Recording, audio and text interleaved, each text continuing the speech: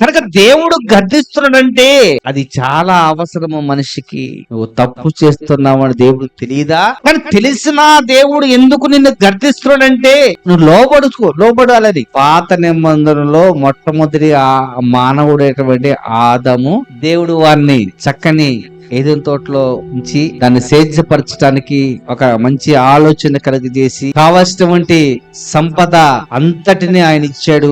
Condition పెట్టాడు, ఏమని? తోటలో ఉన్నటువంటి ఫలాన్ని తినండి, కానీ తోట మధ్యలో ఉన్నటువంటి ఫలాన్ని మాత్రం మీరు తినకూడదు. మొత్తానికి దేవుడు చెప్పాడు. కొన్ని దినాలు వారు మనసులో పెట్టుకున్నారు కానివ్వండి, అవేం చేసింది?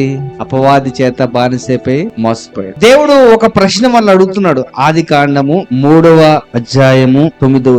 దేవుడైన యెహోవా ఆదామును పిలిచి, ఏ దేవుడు తెలీదా? చెప్పండి, దేవుడు తెలీదా? మరి ఎందుకు అడుగుతున్నాడు ఆదాముని?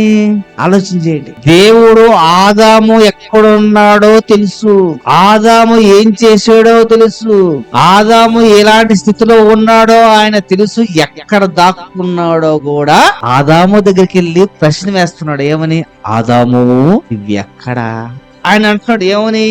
ఎందుకతడు నేను తోటలోని నీ స్వరము విన్నప్పుడు దిగంబరిగా ఉంటిని కనుక భయపడి దాగుకుంటున్నాను.